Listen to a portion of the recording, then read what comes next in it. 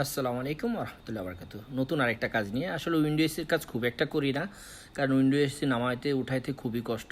তো এই ইউনিটটা দেখেন আপনারা পেছনে টোটালি ব্লক। তো এটা হচ্ছে কেউ একজন হয়তো বা না জেনে শুনে পানি মারছে, যে কারণে পিঞ্চগুলো টোটালি ড্যামেজ হয়ে গেছে। পিছনে সাইডে আমি অনেকগুলো পিঞ্চ উঠাই দিছি, যেগুলো সোজা করছি। তো ইউনিটটা প্রচণ্ড ময়লা, ইউনিটটা বারবার টিপ করছে, কিছুক্ষণ চলে অফ হয়ে যায়। এটা হচ্ছে বড় কম্প্রেসার। তো বড় কম্প্রেসার হওয়ার কারণে আসলে সেটা খুব একটা এফেক্ট হয় নাই। সে হলে রিলিজ করে আবার বন্ধ হয়ে আবার চালু হচ্ছে, বন্ধ হচ্ছে, চালু হচ্ছে, এরকম। তো আমরা নামানোর পরে দেখতে পাচ্ছি আপনার কী পরিমাণ ময়লা আউটডোর কন্ডেন্সারের মধ্যে।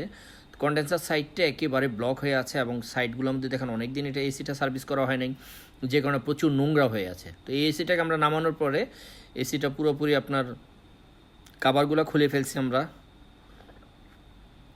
কাভার খোলার পরে আমরা চেষ্টা করতেছি আর কি, আপনার ওই পার্টটা আসলে খোলে না, এটা ককশিটটা ভেঙে যাবে খুলতে গেলে, কারণ এটা খুলতে হলে আপনাকে পুরো ইউনিটটা খুলে ফেলতে হবে, সামনের স্ক্রু পাশের স্ক্রু সব খুলে ফেলতে হবে।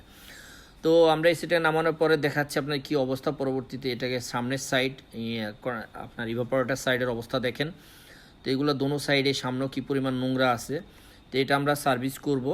এটা নামানোর পরে আগে প্রথমে খুলে নিয়েছি আমরা সব কিছু, খোলার পরে আর কি পানি মারবো। তো এর আগে আপনাদের দেখাচ্ছি যে কী অবস্থা সামনের এবং ভেতরের কন্ডেন্সারের সাইড, এটার কন্ডেন্সার খুব বাজে অবস্থা।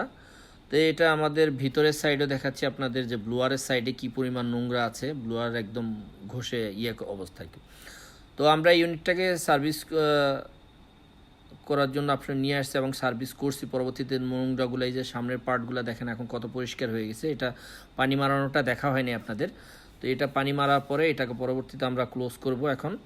তার এখন লাগানোর পর আমরা ইউনিটটা চালায় দেখলাম যে সব সুন্দর এবং ঠান্ডা ঠান্ডা আসতেছে, কোনো সমস্যা নেই। তো ধন্যবাদ সবাইকে। পরবর্তী ভিডিওতে আপনারা কি দেখতে চান বা জানতে চান নতুন করে, দয়া করে জানাবেন, তাহলে আমি সেই অনুপাতে চেষ্টা করব আপনাদের সামনে উপস্থাপন করার জন্য। ধন্যবাদ সবাইকে।